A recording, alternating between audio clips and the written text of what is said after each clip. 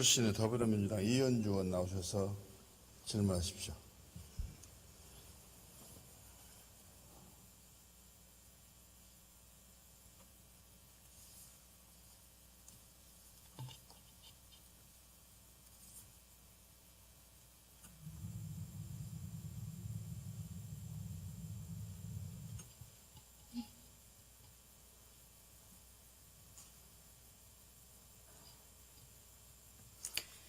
존경하는 박주선 부의장님, 선배 동료 의원 여러분, 경기 광명을 이현주 의원입니다. 지금 한국 경제는 위기 상황에 직면해 있습니다. 미국의 기준금리 인상, 브렉시트, 트럼프 당선으로 인한 보호무역주의 전망 등 대외적 불확실성이 증대되고 있고 가계부채, 구조조정 지연, 수출 부진 등 국내외적으로 불안 요인이 커지고 있는데 한국 경제는 책임지고 이끌어갈 경제 컨트롤 타워조차 뚜렷하지 않게 난파선처럼 표류하고 있는 중입니다. 국민들은 IMF 때보다 더 어렵다고 합니다. 장기 불황, 자영업자들의 폐업 속출, 청년 실업률, 구조조정, 가계부채, 이런 상황에서 박근혜 대통령은 최순실 일당과 공모하여 재벌로부터 수백억 원을 받아내는 등 정경유착 적폐가 낱낱이 드러났습니다.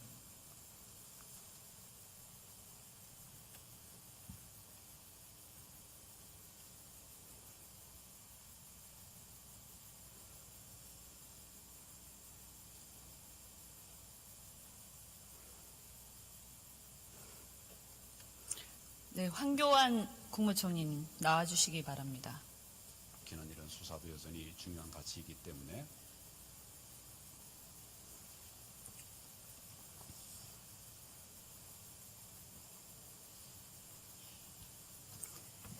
대통령 권한대행으로서 어깨가 무거울 거라고 생각합니다. 이번에 대정부 질의에 안 나오려는 그런 얘기들이 안 나오려 했다 이런 얘기들이 있던데 사실입니까?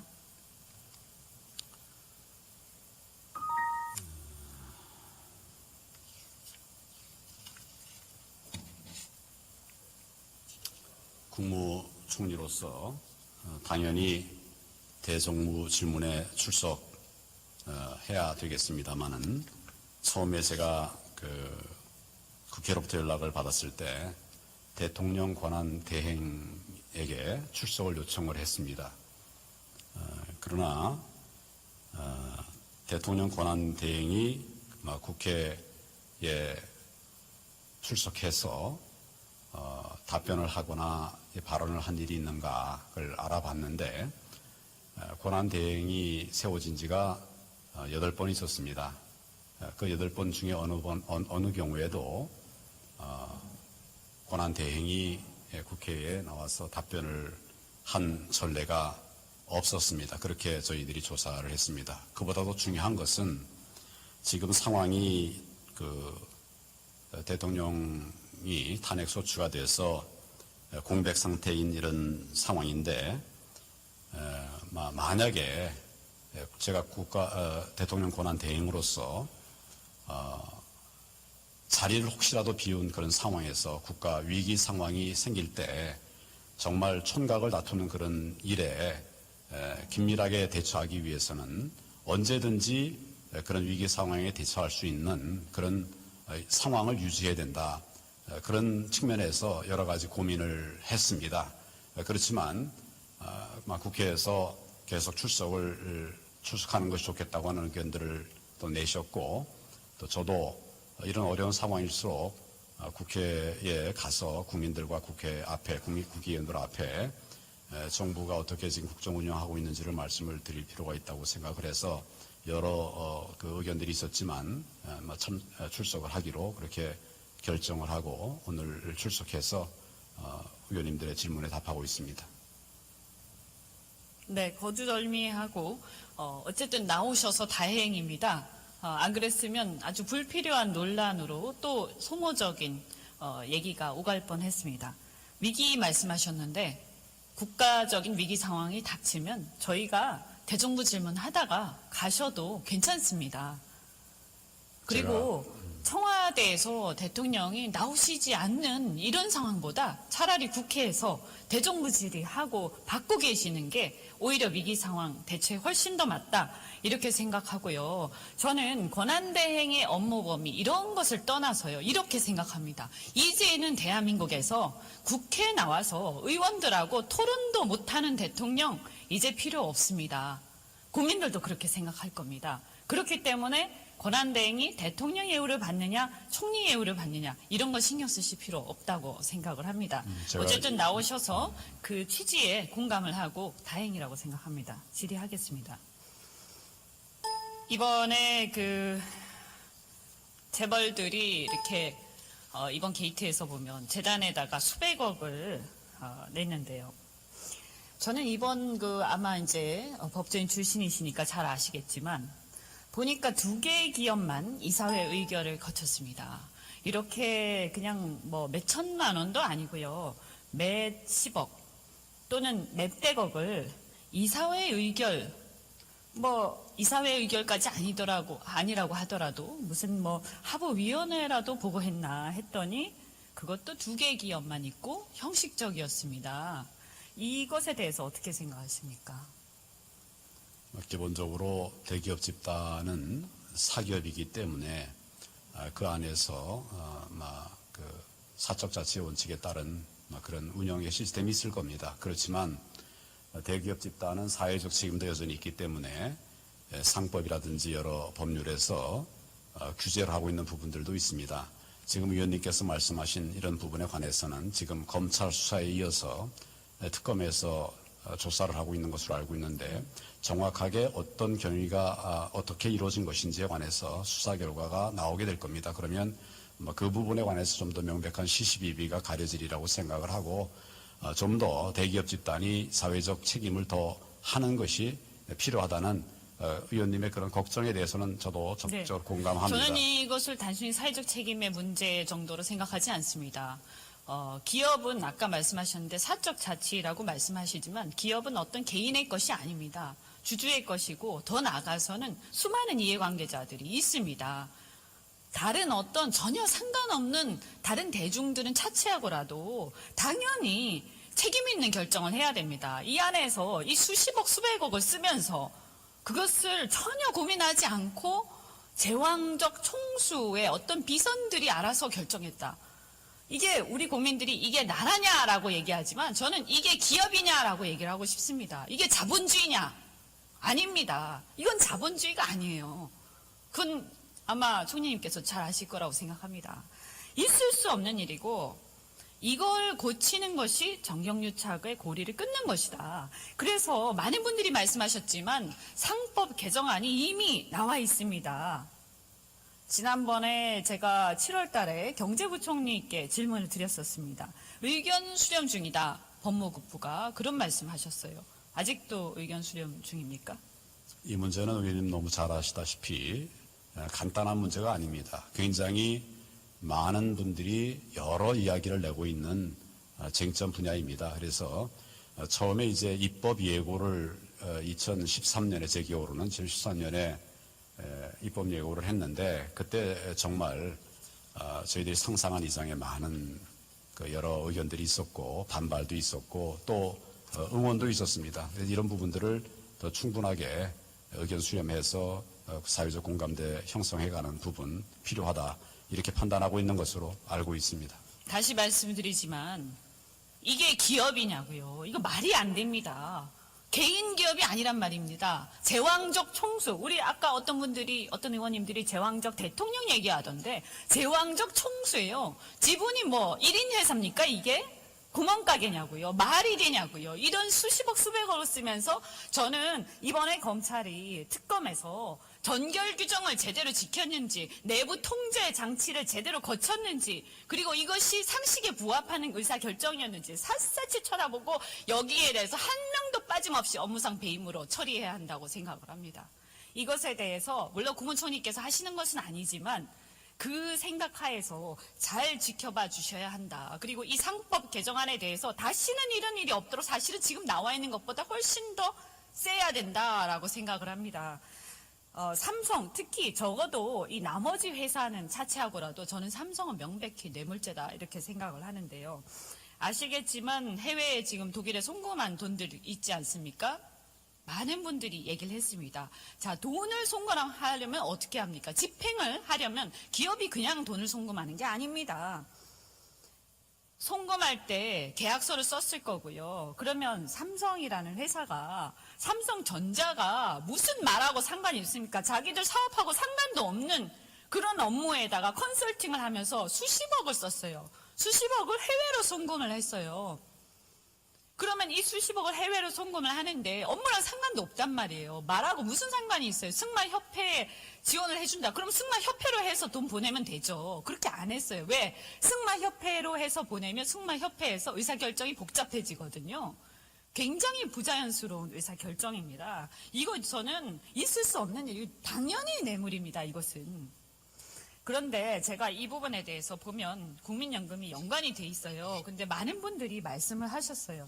근데 저는 이 국민연금이 보면 자문회사들, 자문기관들이 자문한 거랑 다르게 의사결정을 했습니다. 그러면 총리님 아시겠지만 이 운영본부가 찬성 또는 반대의 곤란한 안건은 주식의결권 행사 전문위원회에 요청할 수 있도록 되어 있죠. 그러니까 분명히 이것은 곤란한 안건입니다. 왜냐하면 반대가 자문기관들이 반대를 했고 불리한 거였기 때문에요. 그럼에도 불구하고 그냥 투자위원회에서 그냥 결정을 해버렸어요. 저는 그런데 제가 이걸 알아보니까 투자위원회 의사록도 없고 뭐 제대로 근거도 없습니다. 토론도 없었고요. 토론이 있었으면 어느 누가 이것에 대해서 찬성 의견을 무슨 근거로 얘기를 했는지 따져보려고 했더니 그런 것도 없습니다. 그랬을 때 어떻게 생각하십니까? 이 투자에 결정한, 이 결정에 관여한 사람들 전부 다 업무상 배임이라고 저는 생각합니다. 국민의 노후 자금을 이렇게 허투루게 쓰다니 있을 수 없는 거예요. 저는 정부가 이거 가만히 있어서는 안 된다고 생각합니다. 어떻게 생각하십니까? 그런 여러 의혹들의 심각성을 저희들이 감안해서 특별히 검찰에서 특별수사본부를 만들어서 철저하게 수사를 하고 있었습니다. 그 과정에 이번에 특검이 또 만들어져 가지고 모든 자료들이 기소할 수 있는 부분은 처리가 됐고 또 나머지 수사 자료들에 대해서는 특검에 자료를 입수한 것으로 알고 있습니다. 특검에서 지금 철저하게 조사를 하겠다고 하고 있고 또 그런 움직임들이 보이고 있으니까 그 상황을 좀 지켜보는 것이 옳겠다 생각합니다. 제가 말씀드리는 거는 국가 권력기관 정부가 이 국민연금공단이 이렇게 엉터리로 의사결정을 한 것에 대해서 그 의사결정에 관여한 모든 사람들의 행위와 의사결정 이유들을 다 따져서 책임을 물어야 한다는 얘기를 하는 겁니다. 업무상 배임은 물론이고 전부 다 이게 평가 손실만 하더라도 6천억이 됩니다. 당장 가처분 해가지고요. 손해배상 청구 들어가야 되고요. 이렇게 하면 폐가 망신한다. 이거를 선례를 남겨야 됩니다. 있을 수 없는 일이에요. 국민연금공단에서도 여러 설명을 하고 있는 것으로 알고 있는데 이런 것들을 다 종합해서 특검이 수사를 하리라고 생각합니다. 저는 굉장히 답답한 게요. 이게 보세요. 아무 사업 목적도 관계없는 수십억을 해외 송금을 해서 내부 통제에도 잘 안 거치고 그냥 송금했어요. 아주 이런 회사가 어디 있습니까? 근데 이게 글로벌 기업 삼성전자입니다. 그리고 나서 그 시기에 정부는 국민연금공단을 압박했고 제대로 토론도 거치지 않고 찬성을 했어요. 그러면 이렇게 됐을 때 끝에 가서 최악의 경우에 거기에 사장단이나 그 집사들 감옥 가고 그러면 끝납니까? 그렇게 해서 이 합병 결의는 그냥 유효한 것으로 끝나고 승계는 그냥 무사히 거치게 되면 이게 뭐가 됩니까? 저는 이거요. 합병 무효라고 생각합니다. 이것을 무효라고 만들 수 있어야 우리 대한민국의 법이 살아있는 겁니다. 그것을 검토를 하셔야 합니다. 최소한요. 끝에 가서 법원이 어떻게 결정할지 모르지만 우리는 검토를 하고 이것에 대해서 바로잡을 수 있어야 된다. 그런 의지를 강력하게 보여주셔야 된다. 정부에서 검토를 하십시오. 기본적으로 검토하기 위한 자료들을 기본적으로는 이제 검찰에서 그 특검에서 검찰과 특검에서 압수도 하고 이렇게 했기 때문에 그런 것들이 전제가 되는 것이 필요하다 생각하고 의원님 말씀하신 그런 부분에 관해서는 저희도 큰 관심을 갖도록 하겠습니다. 아니, 검토를 하십시오. 국민연금공단의 이 사태에 대해서 정부가 어떤 입장을 가지고 어떤 조치를 취할 것인지 검토를 해서 입장을 말씀해 주십시오. 오늘 우선- 말씀하시기 어려우면 검토해서 입장 말씀해 주십시오. 그걸 검토도 안 하겠다. 있을 수 없는 일입니다. 제가 검토 안 하겠다고 말하지 예. 않았습니다. 그러면 다만 검토할 해주십시오. 자료들이 수사팀들에 있다. 그런 점들을 감안해서 하겠다. 이런 말씀입니다. 당연히 하셔야 됩니다. 저는 지금 권한대행이시잖아요. 저는요, 이거 분개해서 가만히 놔둘 수 없을 정도라고 되어야 그게 정상입니다. 평가 손실 6천억, 국민들의 노자금 도저히 용서할 수 없다. 이것은 국가를 뭐로 보는 겁니까? 국가를. 정부를 뭐로 보는 겁니까? 아주 우습게 보는 겁니다. 삼성이 박근혜 대통령 위에 최순실이 있고 최순실 위에 삼성이 있는 겁니다. 아주 회심의 미소를 지으면서 정부를 우습게 보고 있는 겁니다. 그렇게 말씀하실 일은 아니고 우선은 이제 진실이 문제에 대해서 철저하게 조사를 진행하고 있으니까 그 점을 조금 검토해서 기다려 이걸 보시기를 바랍니다. 이슈화해야 된다라고 생각합니다. 들어가도 좋습니다.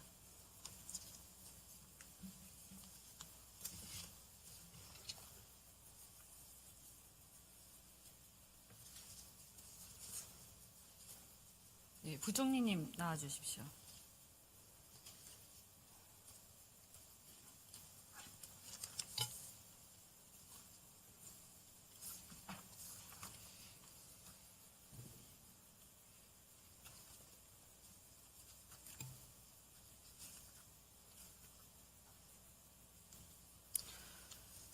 예, 지금 가계부채 상황 잘 알고 계시잖아요. 예.